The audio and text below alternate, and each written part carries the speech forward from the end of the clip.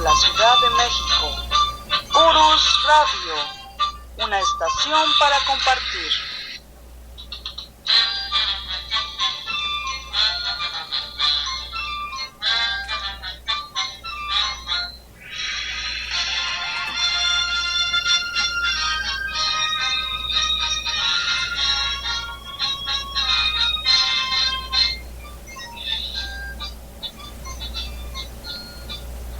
Hola, ¿qué tal? ¿Cómo están? Muy buenas noches, los saludo. Soy Doris y estamos transmitiendo en vivo desde la Ciudad de México su programa de la verdadera historia de México. Hoy lunes 25 de enero de 2016 y pues bueno, el día de hoy vamos a continuar con un tema que estaba pendiente.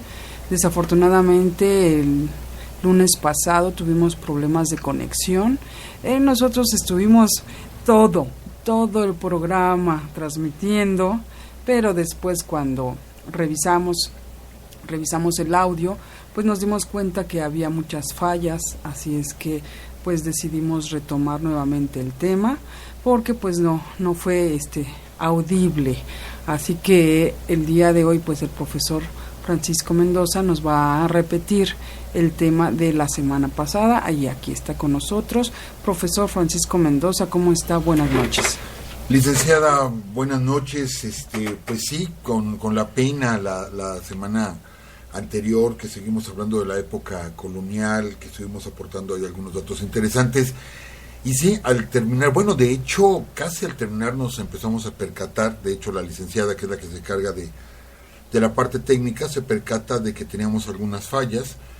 En vivo solicitamos que nos apoyaran, diciéndonos si se estaba escuchando bien el programa, y de pronto pues nos dimos cuenta de que no, se acabó el tiempo, checamos, y efectivamente no se había grabado bien, hubo muchísimas pausas, y bueno, pues se perdió ese material, aunque bueno, lo tenemos el día de hoy, pero sí, de veras una disculpa bien grande, son errores involuntarios. Como lo hemos comentado, la licenciada y yo en este espacio, bueno, estamos haciendo un programa en vivo.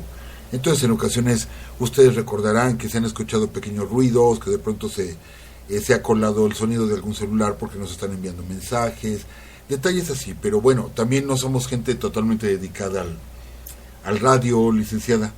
Entonces, pues sí, nos faltan algunos detalles de experiencia. Pero aquí estamos de nuevo con el gusto de estar con todos ustedes.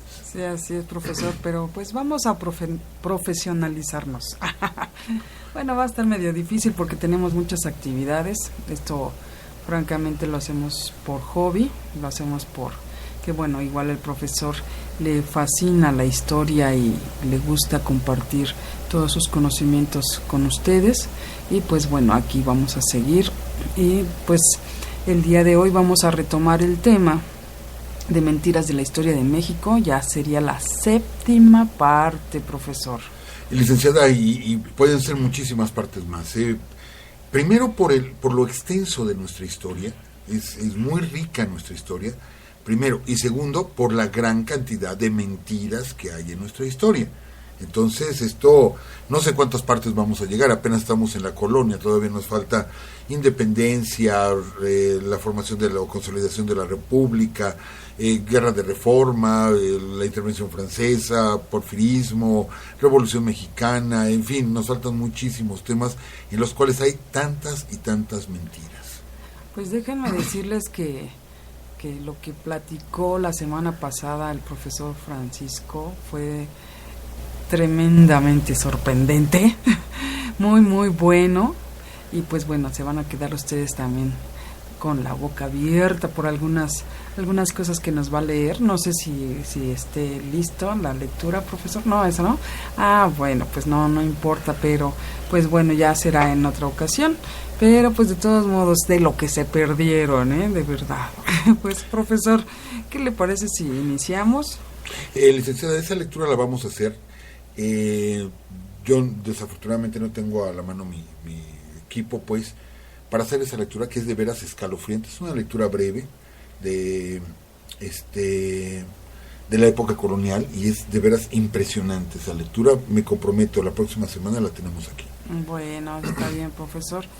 Y pues bueno, también tenemos varios comentarios de ustedes que nos han hecho llegar, nada más que pues ahorita vamos a darle el micrófono al profesor y al final del programa pues ya comentaremos algunas cosas.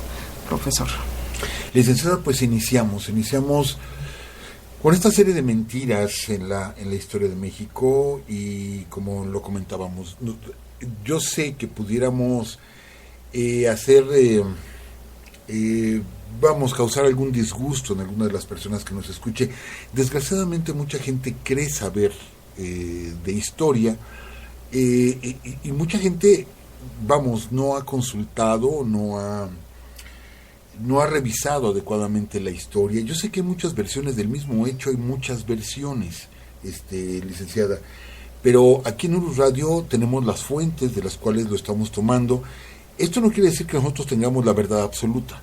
Lo que sí podemos decir es que no estamos diciéndolo a título personal, sino que estamos nosotros buscando, insisto, las fuentes, y sí encontraremos, por ejemplo, el día que hablemos de Juárez, si alguien lee a Francisco Bulnes, o si hablamos de la independencia, alguien lee a Lucas Alamán, pues es una historia pues muy distinta a la que nos cuentan, sí, pero bueno, citaremos ambas fuentes. Pero hay hechos que son totalmente, indudables, y que ahí están, y que la Vox Populi es lo que los ha ido distorsionando. Y aquí le va la primera gran mentira. Muchas veces hemos hemos evidenciado el peso que ha tenido la Iglesia en la historia de México, desde que llegaron a estas tierras los conquistadores, y hasta el día de hoy tiene muchísimo peso la Iglesia en México. Pero a veces también, vamos a decirlo, se ha exagerado en algunas cosas. Hablemos de esto, licenciada, la Santa Inquisición. Y cuando hablamos de la Santa Inquisición, inmediatamente pensamos en aquellos monjes vestidos con hábito, de caras siniestras, en los sótanos de un viejo edificio, y vemos a la gente siendo torturada en el potro, o colgados y latigados, etcétera. Y siempre pensamos la Inquisición en México y los miles y miles de muertos que provocó. Y es cierto que ahí hay una mentira. Hay una mentira. Claro, el que haya habido un solo muerto, con un solo muerto, ya queda más que censurada la labor de la Santa Inquisición. Un solo torturado, sí, porque no tenían por qué haberlo hecho. Pero también es cierto que se habla de miles de muertos, y es falso.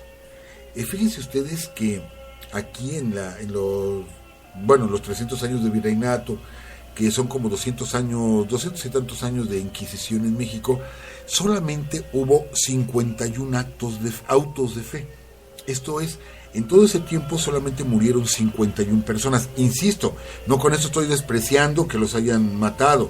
Uno solo basta para levantar la voz. Pero no es comparado a los decenas, centenas de miles de muertos que causó la Inquisición en Europa. En Europa sí, hubo aldeas enteras, pueblos enteros, que no quedaba una sola persona, porque eran condenados. Los cátaros fueron condenados, en fin, varios grupos protestantes, que toda la aldea era de corte protestante, acababan con todos, y todo por la Santa Inquisición. De hecho, muchos de estos europeos que eran perseguidos por la Inquisición vinieron a dar a México, y por eso tenemos en zonas serranas gente que baja todavía el día de hoy. En los Altos de Jalisco, muchas personas dicen, ¿cómo es posible que de los Altos de Jalisco venga gente blanca de ojos de color? Bueno, pues porque ahí se escondieron muchos franceses. En el estado de Michoacán tenemos una población que se llama Nueva Italia. ¿Por qué? Porque llegaron muchos italianos que se metieron a la sierra huyendo de la Santa Inquisición, pero primero llegaron a estas tierras y de ahí se van a la sierra, y por eso vemos que baja mucha gente de estas zonas serranas, blancos de ojos de color, que se ve que no es la misma raza, pues.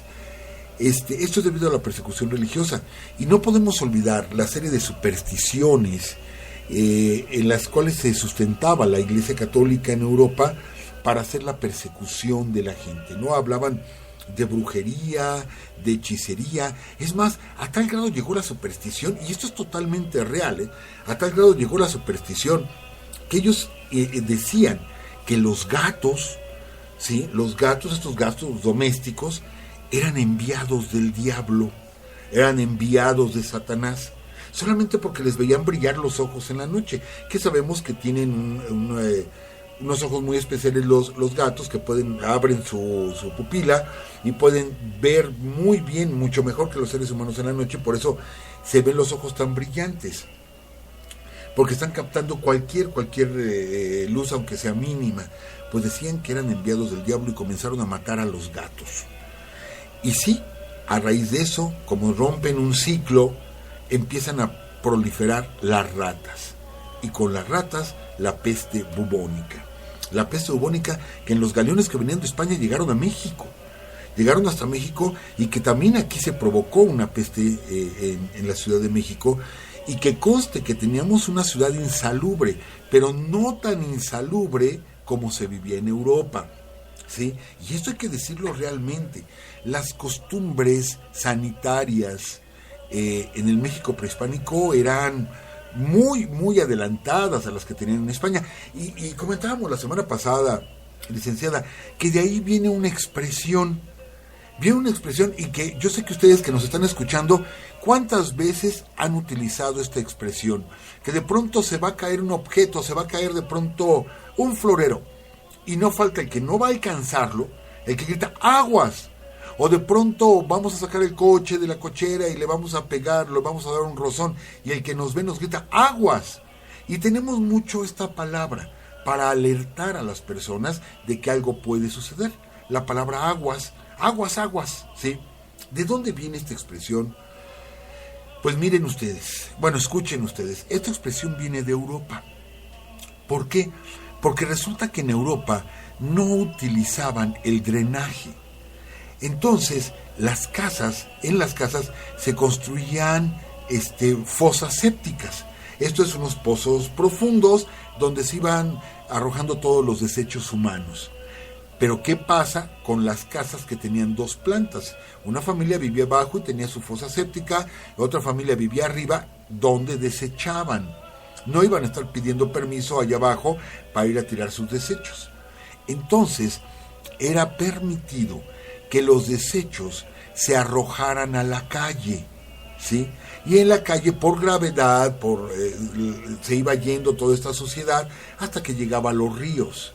Pero de todos modos, imagínense cómo estaban, o imagínense cómo eran las ciudades, las comarcas, los condados, que nos los pintan muy bonito ahorita en las guías turísticas, ¿no? Muy colorido, con toda esa estructura gótica o neogótica, renacentista, etcétera.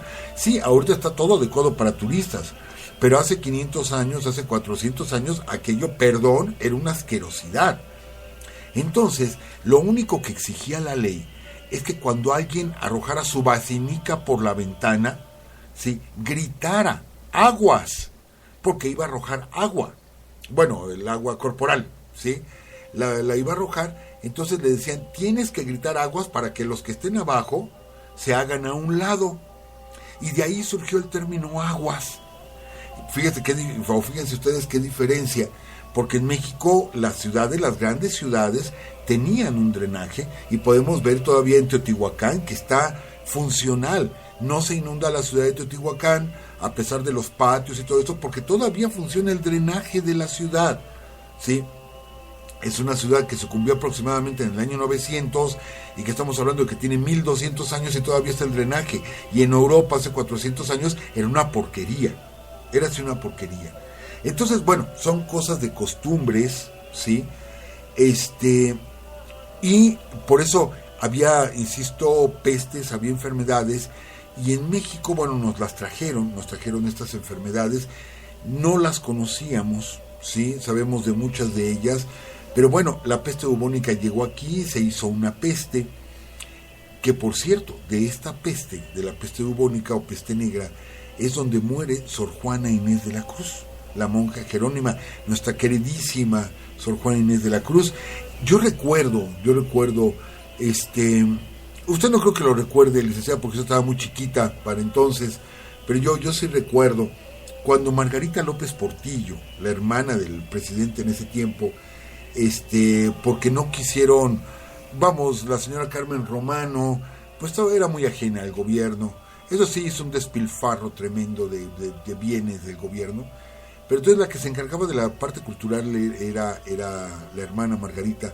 Cuando descubrieron la tumba en el convento de San Jerónimo, aquí en la Ciudad de México, descubrieron la tumba de Sor Juana, y que hubo todo un cerco sanitario, porque al morir Sor Juana Inés de peste bubónica, estaba el temor de que la bacteria todavía estuviera alojada en los restos o en el ataúd, en los restos del ataúd de Sor Juana Inés, y que pues nosotros, ya esa enfermedad, digamos, ya desapareció, pero nosotros actualmente no tenemos anticuerpos, ¿sí?, para enfrentar la peste, de tal forma que si hubieran abierto, al abrir la tumba y todavía hubiera estado el virus vivo, pudo haberse creado una peste. De eso se hablaba en ese tiempo, de que podía haberse creado una peste que inundara la Ciudad de México.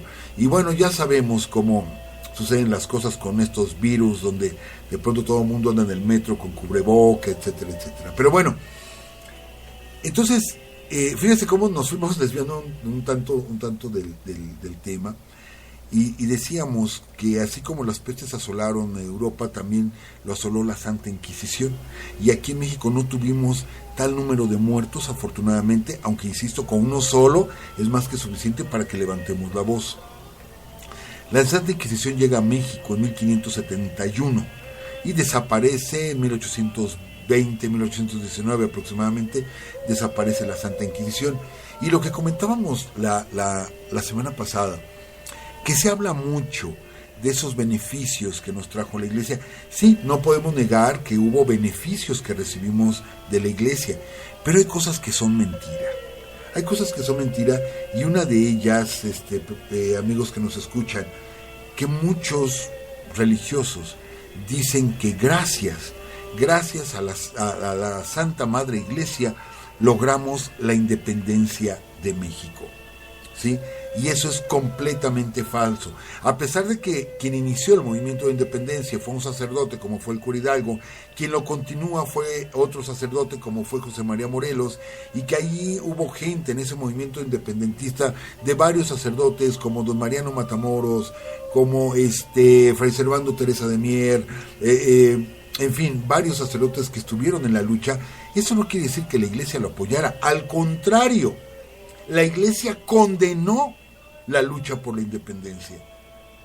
Cuando las fuerzas de Hidalgo toman Guanajuato y después van hacia Valladolid, lo que encontraron, ¿sí?, fue pegado en las puertas de la Catedral de Morelia, ¿sí?, la proclama donde se excomulgaba a Miguel Hidalgo. Y estos, perdón si nos está escuchando algún sacerdote o algo así, no lo pueden negar porque es un hecho histórico, ¿sí?, donde fue excomulgado Miguel Hidalgo, después es hecho prisionero, es llevado a Chihuahua, y allí sufre 2 juicios, el juicio eclesiástico y el juicio militar.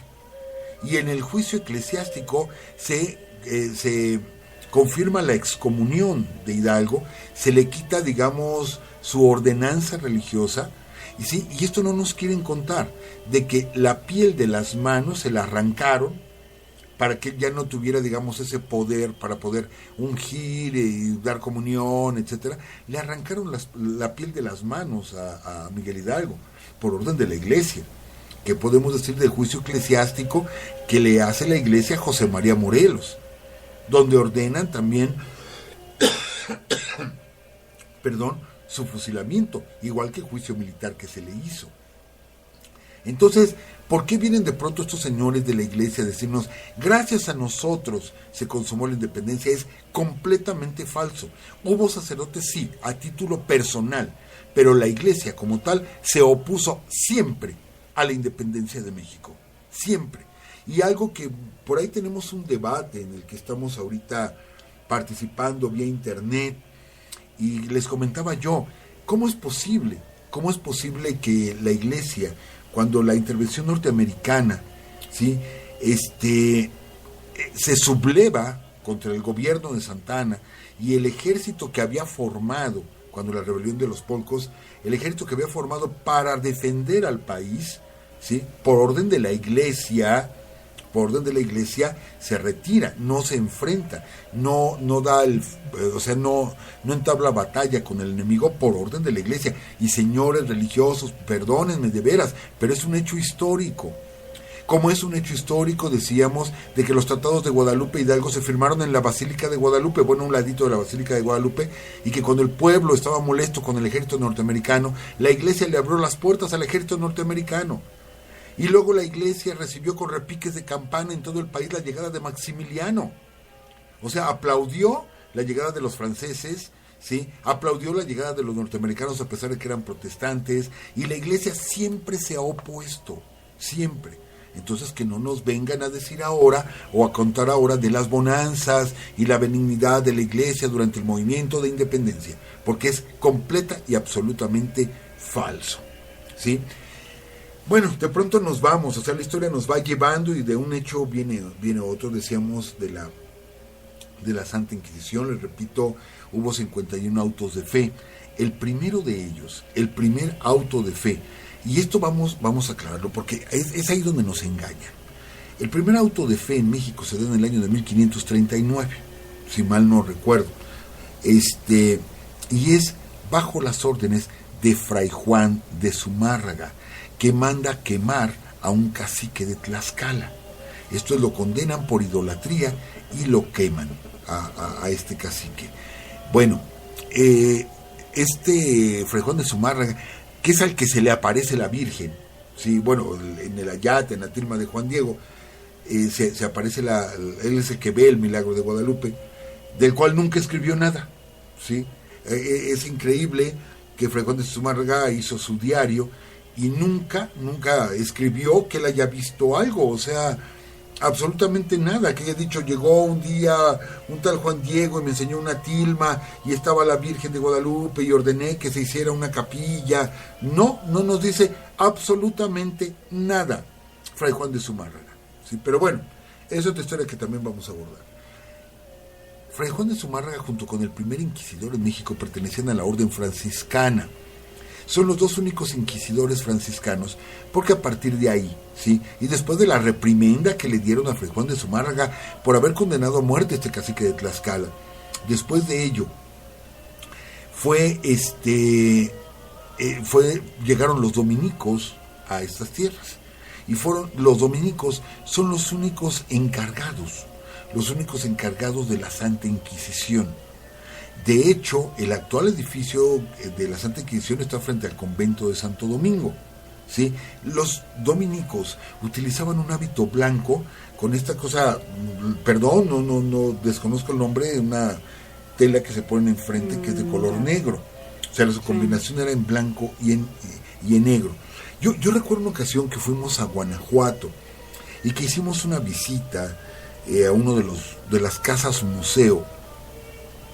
De pronto nos enseñaron un cuadro de un personaje ahí siniestro. No recuerdo el nombre, ni siquiera vale la pena recordar el nombre, pero yo me acuerdo del guía de turistas.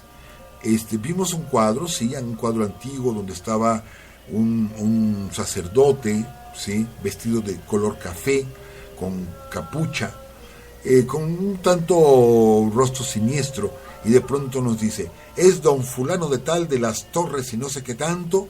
Dice, el gran inquisidor de Guanajuato en el siglo XVII. Eso nos dice, y nos empieza a platicar de los terrores de la Santa Inquisición. Y dije, bueno, están haciendo su trabajo como guías de turistas, y sí, es válido que ellos reciban una propina, reciban un aliciente. Lo que no es válido, y es donde nos hemos enfrentado con algunos guías de turistas, es de que falseen la historia, porque el turista se lleva esa imagen, se lleva esas historias que son completamente falsas, y esto es lo que ha perjudicado tanto la historia de México. Hay tanto que se puede contar que es real, y que nos emociona escucharlo, que no necesitamos por qué inventar tanta patraña, ¿sí? Y yo recuerdo que veo el retrato, y cuando acaba su exposición el guía, le digo, una disculpa. Le digo, tú no puedes decir que él es el inquisidor, puesto que él trae un hábito franciscano. y solamente Zumárraga y Ávila son los únicos franciscanos que fueron inquisidores. De ahí para allá todos fueron de la Orden de Santo Domingo, eran dominicos y el hábito es blanco con negro. Le digo, ese señor nunca fue inquisidor. Y este muchacho se quedó así como, ups, ¿qué le digo? Y ya no pudo contestar nada. Pero insisto, ¿cuánto daño? Y yo sé que es una labor muy noble, porque tienen la oportunidad de dar a conocer la historia de México, ¿sí? Pero ellos han cambiado la historia y es lo que se llevan los extranjeros. Alguna ocasión en la zona arqueológica de Tula escuchaba yo un guía de turistas y tenía a los extranjeros verdaderamente impresionados cuando platicaba los sacrificios humanos y de cómo en los juegos de pelota, hay 4 juegos de pelota en la ciudad de Tula, cómo en estos juegos de pelota el equipo que perdía, cómo era sacrificado y lo narraba y lo llevaban a la piedra y sacaban unos cuchillos de obsidiana y los extranjeros que eran europeos, recuerdo, estaban impresionados. No se vale que distorsionemos así la historia por unos pesos más que nos vamos a ganar. ¿Por qué? Porque los extranjeros se llevan la imagen de todos estos son unos salvajes. O a veces caemos en un ridículo. Esto yo nunca lo he platicado, lo voy a platicar ahorita, licenciado, esto no lo platiqué la semana pasada, pero estaba yo haciendo una ocasión un recorrido en la Catedral de Morelia. Ahora que va a venir Francisco, el sumo pontífice, pues va a visitar la Catedral de Morelia. Es una bonita construcción, sí, colonial. Yo no niego esa parte colonial y me siento orgulloso de esa parte colonial mexicana, porque al final fueron manos mexicanas quienes construyeron todo aquello. Y estaba yo haciendo una visita y había un guía. Entonces, entrando por la Catedral de Morelia, giren ustedes hacia su lado derecho y la primer capilla que encuentren, entrando por la puerta principal, hacia la derecha, la primer capilla que encuentren, es donde se encuentran las reliquias que guarda la Catedral de Morelia. Y sabemos que muchas iglesias, muchas catedrales, basílicas, etcétera, de lo que presumen son de sus reliquias. Vean lo que hizo o escuchen lo que les voy a contar que hizo este señor, guía de turistas oficial de la catedral, ¿sí? Porque no permiten que ningún otro guía de turistas entre más que este señor, que es el guía oficial de la Catedral de Morelia. Nos empieza a decir que dentro de esa capilla no podíamos entrar, pero alcanzábamos a ver a través del enrejado y vimos 2 ataúdes con tapa de cristal. Y decía que uno de ellos era Santa Cita, sí, que la habían traído desde Roma, desde las catacumbas romanas, y que estaba depositado en la Catedral de Morelia, y el otro era San Cristóbal, ¿sí? Entonces Santa Cita, ella muere porque quieren abusar sexualmente de ella y decide suicidarse para conservar su pureza. Entonces ella es la santa de las señoritas, por así decirlo, o de las jovencitas, es digamos, la santa que las protege. Entonces yo alcanzo a ver el cuerpo momificado, si se alcanza a ver, le digo, no pudimos entrar, pero alcanzo a ver ir un cuerpo de aproximadamente 1,40 m, 1,50 m, ¿sí? Veo la otra urna y veo el otro cuerpo momificado. Y es un cuerpo de aproximadamente 1,50 m igual, ¿sí? Y nos dice, y la otra urna, ¿sí? El otro ataúd contiene los restos de San Cristóbal, que vivió y convivió con el niño Jesús allá en Jerusalén, bla, bla, bla, bla, bla, bla, bla. Y de pronto agarro y le digo, oiga, según la tradición cristiana, le digo, San Cristóbal era un gigante. Porque bueno, a mí me enseñó eso mi abuelita. Yo me acuerdo que mi abuelita me platicaba esas historias.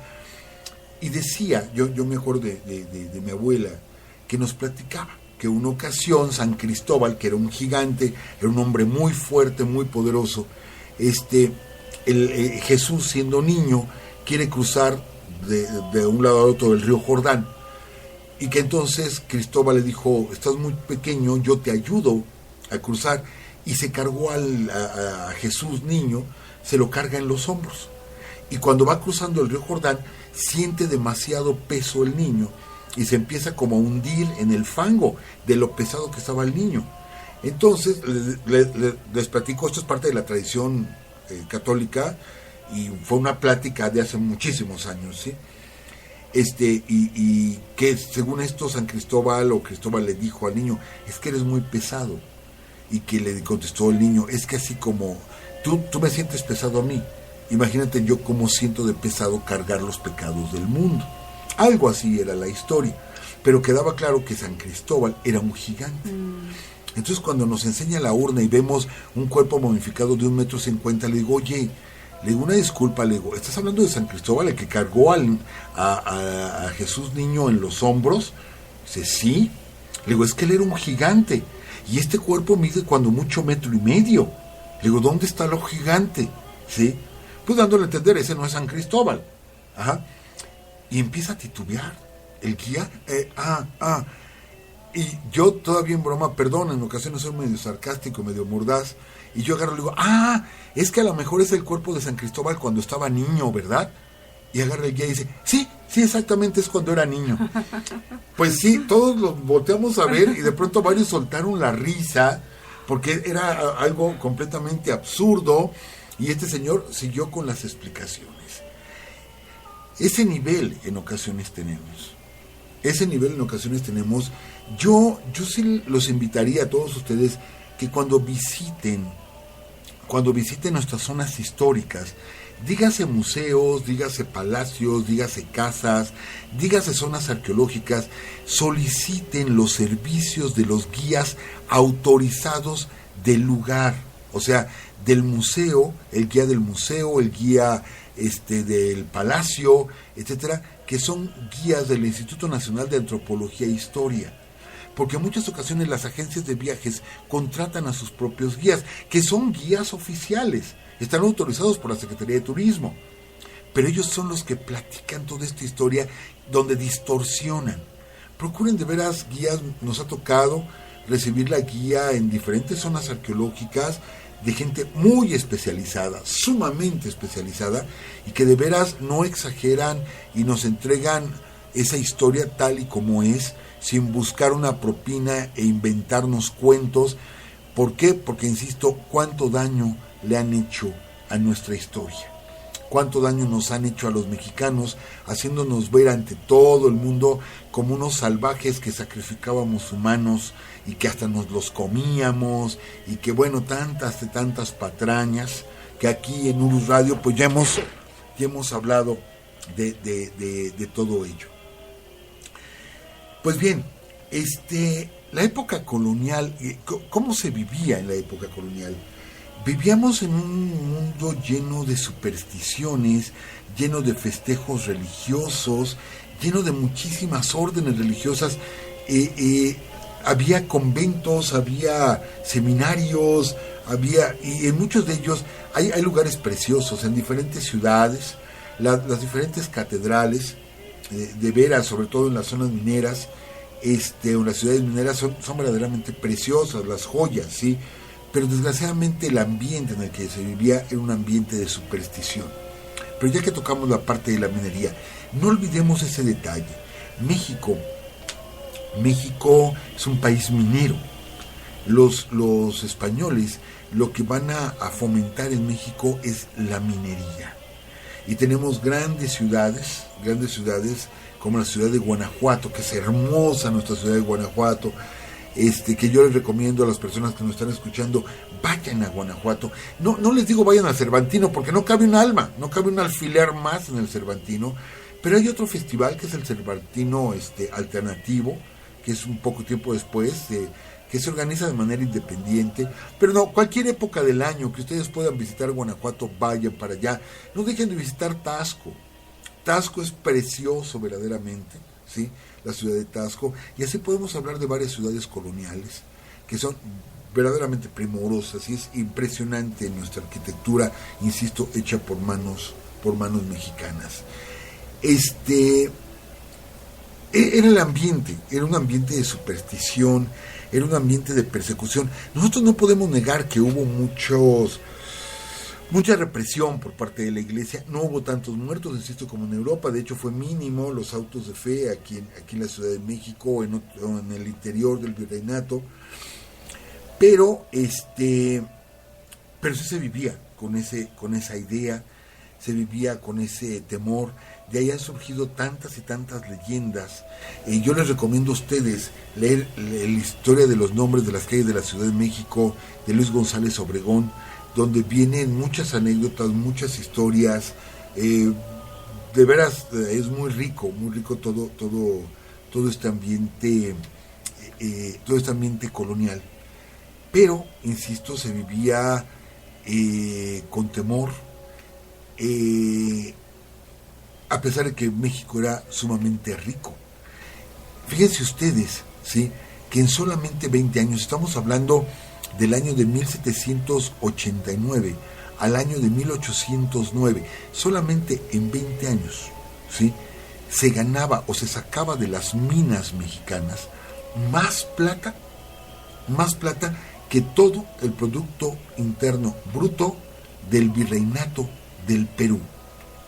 Que después del Virreinato de la Nueva España, el Virreinato del Perú era el más importante, ¿sí? Bueno, pues se sacaba más plata en México que todo el producto de todo el Virreinato del Perú. Así de grande era la riqueza de México. No podemos negar, ¿sí?, de que el poderío que llegó a tener la corte española es gracias a lo que se estaban llevando de América. Las posesiones de Carlos V, se decía comúnmente que en las posesiones de Carlos V no se ponía el sol, ¿sí? Y aquí les va este detalle. Pensamos en el virreinato nada más como que en las ciudades principales, quizás hasta Zacatecas o quizás hasta Chihuahua. Pero no, el virreinato era enorme, porque del virreinato de la Ciudad de México dependían hasta las islas Filipinas, ¿sí? Dependían varias islas del Pacífico, la misma Taiwán, la isla de Taiwán, que en un tiempo se llamó Formosa, ¿sí?, era su nombre latino, Formosa. La mitad de la isla pertenecía a España y estaba regida por el virreinato de la Nueva España. Entonces, el virreinato de la Nueva España llegaba a su poderío hasta Nicaragua, y en el norte, llegaba lejísimos, y teníamos la Florida, y teníamos Cuba y Puerto Rico y República Dominicana, varias islas pues del Caribe, todo Centroamérica, toda la parte continental, las Filipinas, varias de las islas del Pacífico, e incluida la mitad de la isla de Midway, pertenecían al virreinato de la Nueva España. Por eso, mientras en España era de noche, pues en Filipinas, que está dedicado el nombre a Felipe II, sí, por eso eran las Islas Filipinas, pues era de día, por lo mismo que decían entonces que no se ponía el sol en el imperio de Felipe II. Entonces México y toda América fueron los que le dieron ese poderío, ese enorme poderío a la colonia, a España, y es algo que no nos quieren reconocer, de todo el saqueo, terrible saqueo que recibieron estas tierras en poder de los conquistadores, ¿sí?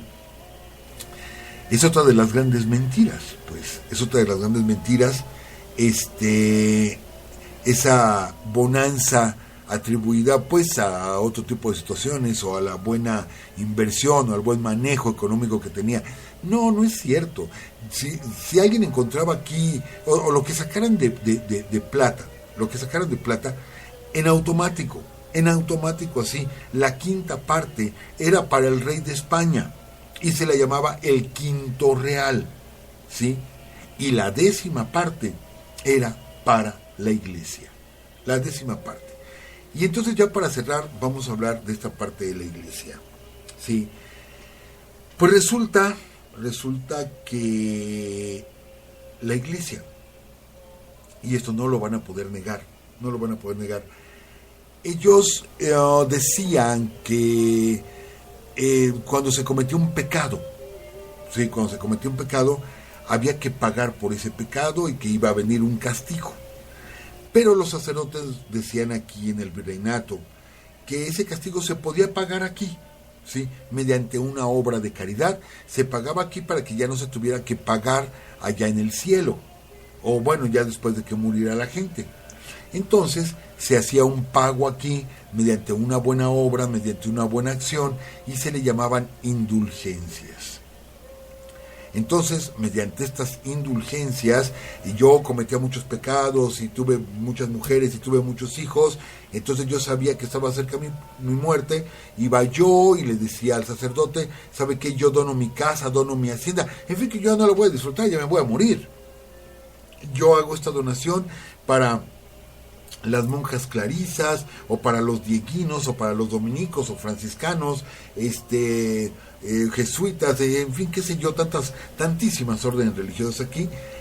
Yo hago una donación, y el sacerdote decía, hijo, este acto es una indulgencia, y te perdonamos tus pecados. Cuando tú llegues al cielo, no te olvides decirle a San Pedro, no hombre, ya me salió hasta barato, ¿no? Lo de las indulgencias. Y mediante este truco, mediante este engaño, ¿sí?, fue que la Iglesia se hizo del 80% de los bienes del virreinato. El 80% de haciendas, de tierras cultivables, de minas, etcétera, etcétera, eran propiedad de la Iglesia. Pero fíjense bien, o escuchen bien, estamos hablando del virreinato de la Nueva España, que era grandísimo, ¿sí? Grandísimo.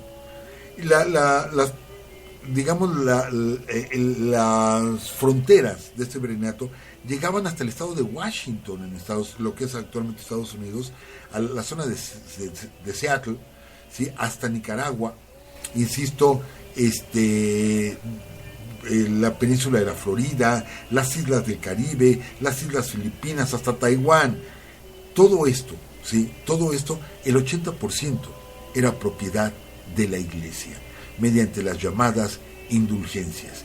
Pero es más, se ganaban las indulgencias también. Si no podía yo con una obra de caridad, si yo le daba, y esto es real, de veras, completamente real, si yo le daba un beso al anillo que tenía el cardenal o el obispo, pues no había cardenales todavía, pero el obispo, eso me ganaba 5 indulgencias o 10 indulgencias, ¿sí? Todavía hasta el día de hoy se sabe que alguien que, por ejemplo, bese la mano del Papa recibe indulgencias. Ay, como que me acuerdo de alguien, profesor. Exactamente, no sé quién. Un presidente mexicano que cuando llegó el Papa, siendo presidente, se puso de rodillas y besó el anillo papal. Pues se llevaría muchas indulgencias el señor Fox, ¿sí? Pero bueno, todavía hasta el día de hoy se manejan las indulgencias.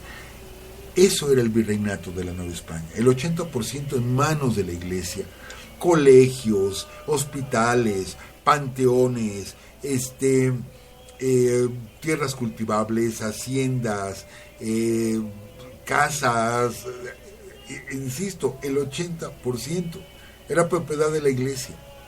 Por eso la Iglesia era obvio que se iba a oponer a la independencia. Era obvio. ¿Por qué? Porque perdía o tenía el temor de perder todas estas riquezas que tenía la Iglesia. Entonces, ¿cómo que una independencia? No, señores, es más, excomulgo al que quiera independizarse. No les convenía, en lo más mínimo. Ahí no estamos hablando de la fe religiosa ni la devoción, ahí estamos hablando de negocios. Y la Iglesia sabían hacer negocios. Y por eso excomulgaron a Hidalgo. Por eso excomulgaron a Morelos, y por eso condenaron a muerte a varios de nuestros próceres de la independencia. Pero esto es parte de las mentiras que ha habido en la historia de la época colonial. Ya nada más hablaremos un capítulo más de estas mentiras coloniales para entrar a la etapa de la independencia, que viera cuántas mentiras hay en esa etapa. ¿Qué le parece todo esto, licenciado? Pues ya como otras veces lo hemos dicho, profesor, bastante interesante, y pues bueno, estaremos esperando el siguiente programa. Ahorita nos queda muy poquito tiempo. Voy a hacer algunos comentarios, a leer algunos comentarios que nos han llegado. Araceli dejó un comentario en el programa Consumación de la Lucha por la Independencia. Dice, increíble este capítulo. Saludos, profesor y Doris. Muchos saludos para Araceli. También por acá Marco deja un mensaje en nuestro programa anterior. Dice, hola, ha sido un placer seguirles los pasos, aunque de forma atrasada, porque nunca hemos podido escuchar el programa en vivo. Estuve escuchando hace poco las vivencias del 68 y me encontré con este video. Para muchos de los que nos siguen en el programa, para muchos de los que siguen el programa se les puede hacer interesante. Saludos, y manda la liga. En estos momentos voy a subir la liga a Facebook para que también ustedes puedan ver este video que nos proporciona Marco. Y también por acá en Face tenemos un mensaje de Aarón Valencia que dice: muchos saludos a Urus Radio, Francisco y Doris, desde San Diego, California. Se les desea lo mejor. No, pues muchas gracias. Un fuerte abrazo para él allá en San Diego, California. Sí, también por acá en el chat está Emanuel Bernal, que también estuvo en el chat la semana pasada. Pensó que tenía problemas en su celular, pero bueno, miren, aquí estamos, ¿no? Ya sabe que no fue problema de su celular, fue de nuestra red. Y pues bueno, no nos queda más que despedirnos, ya nos pasamos de tiempo. Y pues bueno, que estén muy bien, cuídense mucho por acá, nos escuchamos el próximo lunes. Y también saludos a Isabel Santillán, que nos dejó también un mensaje, fue en Facebook, que dice: buenos días, ¿cómo le hago para escucharlos en vivo? Gracias, saludos. Daniel Santillán les responde que que nos escucha en iVoox. Y pues ya también ya subí la liga para que Isabel Santillán nos pueda escuchar en vivo.